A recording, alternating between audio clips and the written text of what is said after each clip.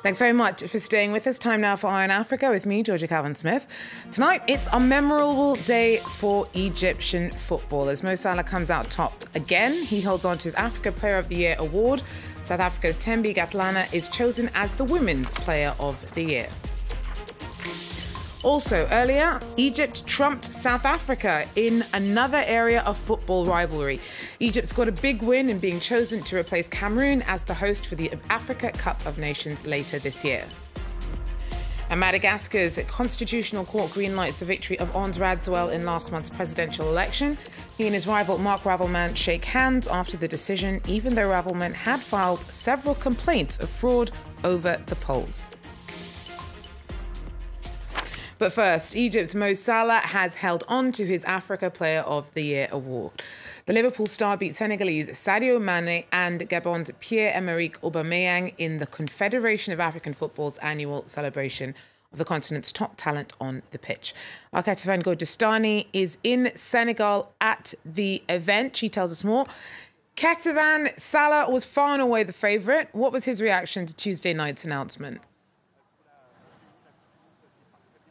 Well, Mohamed Salah, when he got up on that stage, was extremely emotional. He first started by remembering his childhood, remembering that as a kid he used to watch those CAF awards himself, and he was looking at all those stars, and he said that he hoped in his wildest dreams that he would one day make it up on that stage. But he said that he couldn't really believe that he had not managed to make it on that stage once, but twice in a row, and that is a huge feat in African football, because by winning those back-to-back titles, well, Mohamed Salah has joined three other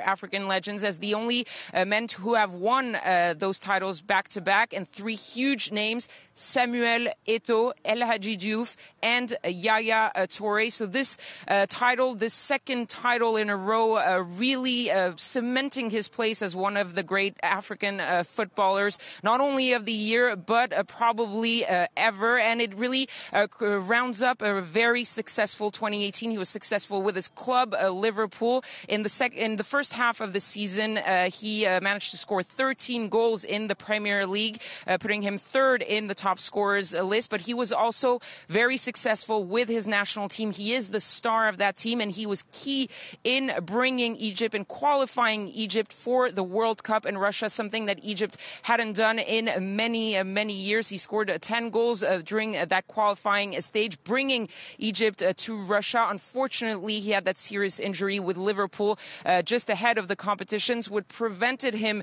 from really helping out his team in Russia. But that didn't matter, because he was indeed the best African player of the year again tonight, according to the CAF. And he got a round of applause from the whole crowd settled in behind me in this center. Now, South Africa's Thembi Kgatlana was voted Women's Player of the Year. Who else won big on Tuesday?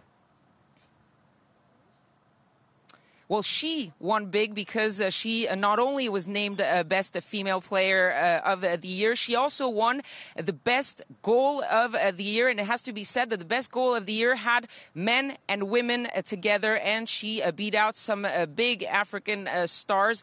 So she goes home with two awards. And South Africa, there was a third award for South Africa. It was Desiree Ellis.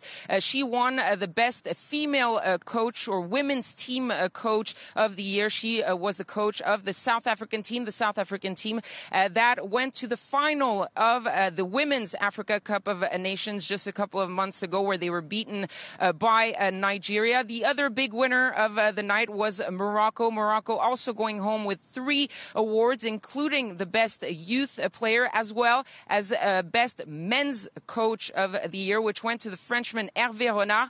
Hervé Renard, who has now won three of these Best Coaches awards in a row. Hervé Renard, who had a very emotional tribute to a fellow coach, Hervé Metsu, the Frenchman who died in 2013, but who was also very famous here in Senegal because he was the coach of that Senegalese team back in 2002. In 2002, when Senegal, the Lions, went all the way to the quarterfinals of the World Cup, their best showing yet at that competition. So he had a heartfelt tribute for his fellow coach to round up the night here. Thanks very much, Ket Gordestani, there for us in Dakar.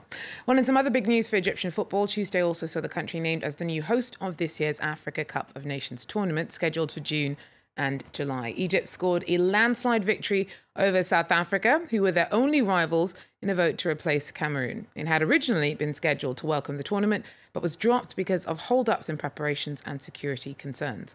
Now it's down to Egypt and a race against time. The Egyptian delegation literally dancing with joy after winning their bid to host Africa's largest sporting event of the year. It's my pleasure to announce that the 2019 Africa Cup of Nations will take place in Egypt. A month ago, the original pick, Cameroon, were stripped of their hosting rights when major delays in preparation meant they would simply not be ready in time. Egypt will be hosting for the 5th time and holds a record 7 titles in the African Cup. But despite their vast sports and tourism infrastructure able to welcome tens of thousands of visitors, there have been major concerns over security, and not just because of terror threats. In 2012, fatal clashes between rival hooligans prompted authorities to ban fans from stadiums, a decision only lifted last September. It's better to know what kind of security you have to do. The specialists of the football security, match security, they are going to work from now with the Egyptian organizing committee, venue by venue, to prepare in the hotels, in the airport, in the stadium, in the fan zone, everywhere. Egypt have their work cut out for them. This year's Africa Cup of Nations will feature 24 teams instead of the usual 16. And kickoff is now just 6 months away. Well, Madagascar's top courts announced that former leader Ond Radswell won last month's presidential election. Results have put Radswell well ahead of his rival Marc Ravelman were ratified on Tuesday, and complaints of fraud filed by Ravelman rejected. Nicolas Chemin has more. There were no surprises from Madagascar's constitutional court. It confirmed the results of the Electoral Commission announced last month. Ond Radswell is the new president. He defeated Marc Ravelman. Candidate Ond Radswell, 2,586,938 votes. That's 55.66%. Observers from the African Union and the European Union said they had not seen any major irregularities during the poll. Radswell, who's 44, vowed to unite the country. Both candidates were former presidents. In 2009, Ravelman, who'd been the head of state for 7 years, accused Radswell of instigating violent protests that eventually led to his downfall. The army then put Radswell in power at the head of a transitional government until 2014. Last month, when the Electoral Commission announced its result, Ravelman alleged there had been widespread fraud. These last few days, his supporters have taken to the streets to protest against the result. They fired tear gas at us while we were praying. We call on all the people to demonstrate with us. This country is going downhill. We are being colonised once again. Ond Radswell will face an uphill struggle.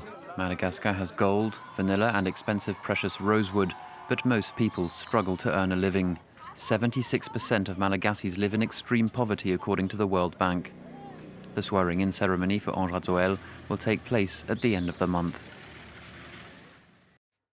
Well, that's it for Eye on Africa for now. Thanks for joining us, and do so again if you can. Take care.